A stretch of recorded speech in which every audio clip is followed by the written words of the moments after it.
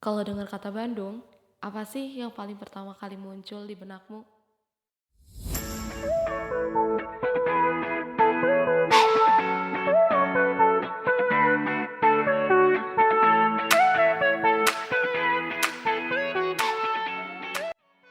Assalamualaikum wargi Bandung, ahlan wa sahlan.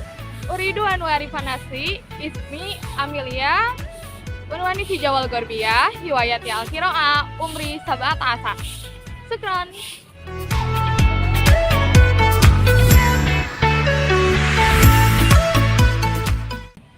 Hari ini kita bukan mau ngebahas tentang bahasa Arab. Apa? Pesantren? Bukan juga.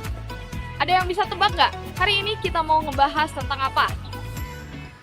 Hari ini Amel mau mengajak teman-teman semua untuk menjelajahi jejak kolonialisme yang ada di Bandung. So guys, penasaran nggak sih? Makanya stay tune terus in my vlog.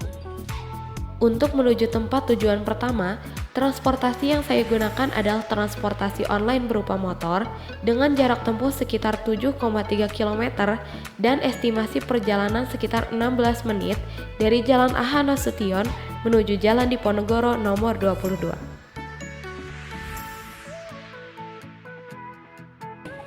Hari ini saya sudah berada di salah satu tempat bersejarah yang juga merupakan bagian dari jejak kolonialisme yang ada di Bandung, yaitu Gedung Sate. Bisa dilihat di belakang saya, yaitu Gedung Sate adalah sebuah ikon bersejarah dengan arsitektur yang memukau dan nilai sejarah yang mendalam. Gedung Sate telah menjadi landmark yang tak tergantikan, mencerminkan perjalanan panjang Indonesia dari masa kolonialisme hingga masa kini. Pada masa pemerintahan kolonial, awalnya Gedung Sate digunakan sebagai pusat administrasi pemerintahan Hindia Belanda dengan nama Gouvernementsbedrijven, yang berarti kantor pemerintahan daerah. Gedung Sate dibangun pada titik koordinat berikut dan beralamat lengkap di Jalan Diponegoro nomor 22, Kecamatan Bandung Wetan. Pembangunan Gedung Sate dimulai pada tahun 1920 oleh pemerintahan Hindia Belanda dan selesai pada tahun 1924. Pembangunan ini didesain oleh arsitek Belanda bernama Insinyur John Gerber. Gedung Sate berdiri di atas lahan seluas 27.990,859 meter persegi dan luas bangunan sebesar 10.877,734 meter persegi. Dalam segi arsitekturnya, Gedung Sate memiliki bentuk bangunan persegi panjang dengan denah bangunan yang simetri dan sudut kemiringan atap yang cukup besar. Selain itu, Gedung Sate juga memiliki ritme vertikal dan horizontal yang relatif sama, serta memiliki pengulangan bentuk yang sama pula pada bagian kiri dan kanan, baik pada fisik bangunan maupun pada denah bangunan. Dalam bidang pengelolaan sumber dayanya, bangunan ini tidak hanya berfungsi sebagai pusat administrasi pemerintahan Provinsi Jawa Barat saja, tetapi juga sebagai tempat wisata buatan yang populer. Di dalamnya terdapat sebuah museum yang menampilkan artefak dan informasi tentang sejarah dan budaya Jawa Barat. Maka hal ini sesuai seperti yang diungkapkan oleh Yuti di tahun 1996, bahwa wisata buatan manusia adalah segala sesuatu dari aktivitas manusia yang khas dan mempunyai daya tarik tersendiri, yang dapat dijadikan sebagai objek wisata seperti benda-benda bersejarah, kebudayaan, religi, serta tata cara manusia.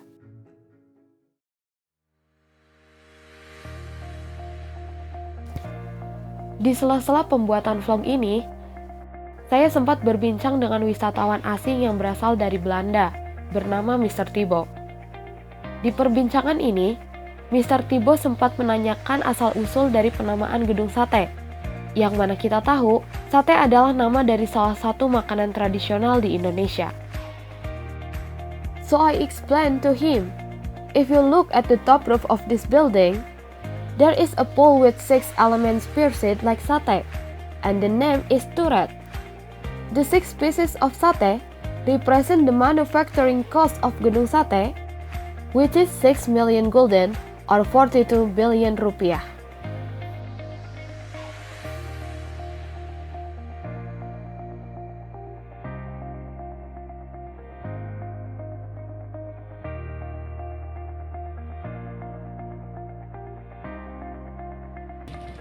Gedung Sate sendiri sebenarnya hanya menempati sekitar 5% saja dari total 27.000 meter persegi luas kompleks pusat perkantoran instansi pemerintahan sipil, yang di dalamnya juga terdapat sebuah museum yang baru saja diresmikan pada tanggal 8 Desember 2017.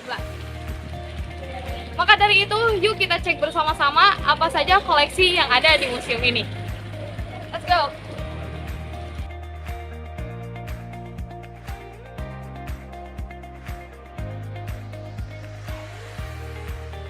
Museum Gedung Sate berada tak jauh dari Gedung Sate dan akan lebih mudah diakses apabila melalui gerbang timur.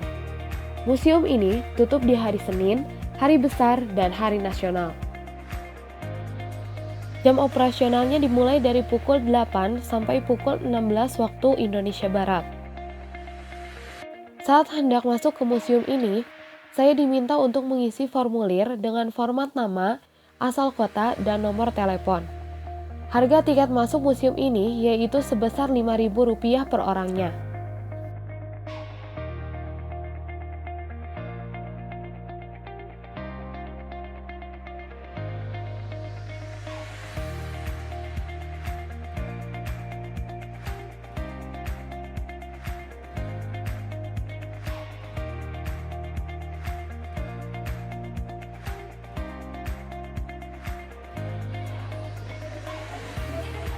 Ini dia salah satu koleksi yang ada di Museum Gedung Sate, yakni buku historiografi kolonial yang legendaris berjudul The History of Java, karya Thomas Stamford Raffles yang ditulis dalam bahasa Inggris dan diterbitkan pada tahun 1817. Apabila memperhitungkan letak lokasinya dari lokasi Binar Ilmu Boarding School yang berada di Kampung Pondok Buah Batu RT 1 RW 14 Desa Mekarmanik Kecamatan Cimenyan, Komplek Pusat Perkantoran Instansi Pemerintahan Sipil atau Komplek Gedung Sate berada di arah barat daya Binar Ilmu Boarding School dengan skala sebagai berikut. Sejak diresmikan pada tahun 2017, minat masyarakat berkunjung ke Museum Gedung Sate cukup tinggi, yaitu berada di angka 148.000 pengunjung dan mengalami penurunan di tahun 2018 dengan 116.000 pengunjung. Tetapi mengalami kenaikan kembali di tahun 2019 dengan 140.000 pengunjung. Akibat pandemi COVID-19, museum ini sempat ditutup untuk sementara dan baru kembali dibuka pada tanggal 1 Juli 2022.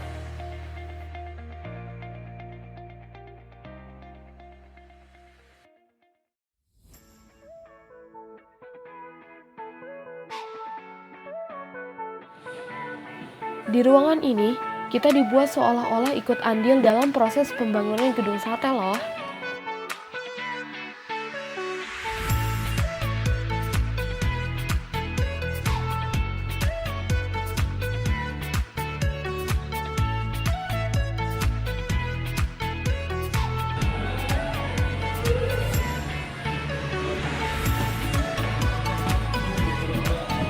Wah, baru saja kita dibawa berwisata masa lalu, melihat perkembangan periangan dari masa ke masa dengan teknologi yang sudah mumpuni. Tapi masih pada penasaran gak sih? Bagaimana awalnya wilayah yang bahkan Dendles bilang sebagai tanah tak bertuan, bisa maju dan berkembang menjadi kota modern, tempat singgahnya bangsa Eropa hingga mendapat julukan Paris Panjava. Maka dari itu, yuk kita ungkap bersama-sama. Di antara kota-kota priangan lainnya, kemajuan kondisi perekonomian tentunya menuntut kehadiran lembaga keuangan. Salah satunya adalah kehadiran The Javasche Bank. Kemajuan ekonomi priangan bisa diukur melalui beberapa parameter, antara lain dibangunnya fasilitas transportasi yang menghubungkan akses dari dan menuju daerah-daerah lain di sekitar priangan. Fasilitas transportasi seperti jalan raya dan kereta api dibangun untuk mengatasi permasalahan ekonomi, seperti memudahkan pengiriman komoditas perkebunan priangan saat itu. Berkembangnya perekonomian priangan menyebabkan Bandung menjadi basis politik, ekonomi dan pertahanan Hindia Belanda dikarenakan daerahnya yang beriklim sejuk dan terletak di wilayah dataran tinggi yang dikelilingi pegunungan sehingga terlindung dari serangan musuh. Bandung kemudian tumbuh pesat menjadi kota yang memiliki gedung-gedung pemerintahan, gedung hiburan seperti bioskop, hotel dan restoran, gedung militer, gedung perkantoran dan perbankan.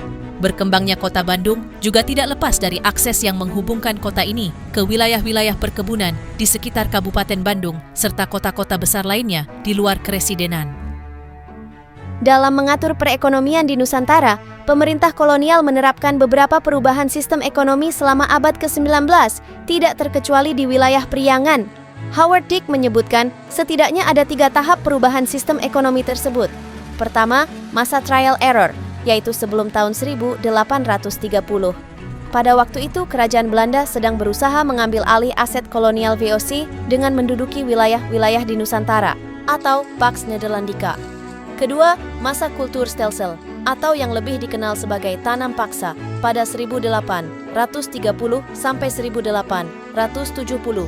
Tahap ketiga, tahun 1870, dan seterusnya menggunakan prinsip laissez-faire, atau ekonomi liberal. Di balik keindahan dan kemajuan Bandung sebagai kota modern, pertarungan dan konflik masih tidak bisa dihindarkan. Salah satunya pertarungan 3 Desember di Gedung Sate. 17 Agustus 1945, Indonesia diwakilkan oleh Soekarno memproklamirkan kemerdekaannya, yang dilanjutkan esok harinya dengan penetapan Undang-Undang Dasar 1945 dan pembentukan Kabinet Pertama dan Organisasi Kenegaraan. Dalam kabinet pertama itu, Menteri Pekerjaan Umum dijabat oleh Amikus Nur Cokrosuyoso yang berkantor pusat di Bandung, Gedung Sate.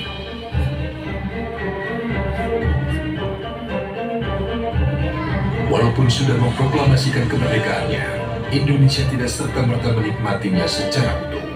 Pada tanggal 4 Oktober 1945, tentara sekutu yang diikuti oleh IKA dan GURKA memasuki kota Bandung untuk merusak kedaulatan NKRI. Pada tanggal 3 Desember, pasukan sekutu menyerang Gedung Sate. 21 orang pemuda dari Angkatan Muda DPI berjuang habis-habisan mempertahankan Gedung Sate. Sebagian besar terluka berat dan 7 orang dinyatakan hilang.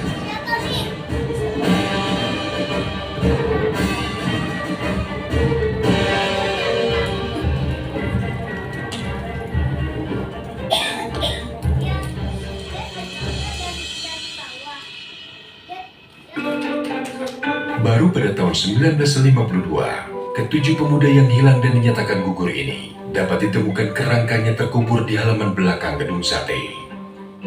Kerangka ini kemudian dipindahkan ke Taman Makam Pahlawan Cikutra. Ketika Insinyur Hadi Juanda menjabat sebagai Menteri Pekerjaan Umum, tanggal 3 Desember ditetapkan untuk diperingati sebagai Hari Kebaktian Pekerjaan Umum.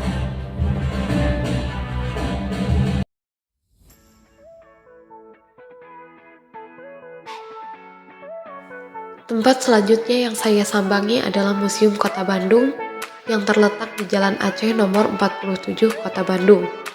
Tepatnya berada di seberang Gedung Bandung Planning Gallery, baru saja diresmikan oleh Wali Kota Bandung, Oded M. Daniel pada tanggal 31 Oktober 2018. Untuk masuk ke museum ini, tidak dikenakan biaya sepeser pun. Museum Kota Bandung menyimpan berbagai macam cerita sejarah mengenai Kota Bandung. Mengunjunginya menjadi pilihan yang tepat untuk menambah wawasan mengenai Kota Bandung dan Jawa Barat.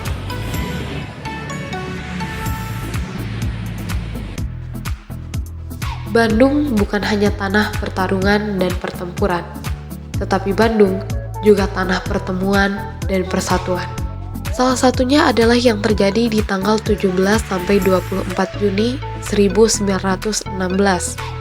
Kongres Sentral Sarekat Islam diadakan di Bandung. Kongres Sarekat Islam yang ketiga atau Sentral Sarekat Islam yang pertama diadakan secara meriah di Bandung. Tak hanya sampai di sana, tanggal 12 September 1923, Persatuan Islam didirikan di Bandung. Persatuan ini merupakan sebuah gerakan pembaharuan Islam yang dimotori oleh Haji Zamzam dan Haji M. Yunus. tempat yang menjadi destinasi terakhir saya berada tak jauh dari lokasi Museum Kota Bandung, yaitu salah satu taman tematik yang terletak di kawasan Balai Kota Bandung, tepatnya di Jalan Aceh nomor 53. Taman tersebut bernama Taman Sejarah. Dan inilah destinasi terakhir saya di hari ini, Taman Sejarah. Walaupun bukan bagian dari jejak kolonialisme yang ada di Bandung, tapi Taman Sejarah ini dibangun dengan tujuan agar warga Kota Bandung berbahagia selama mempelajari sejarah.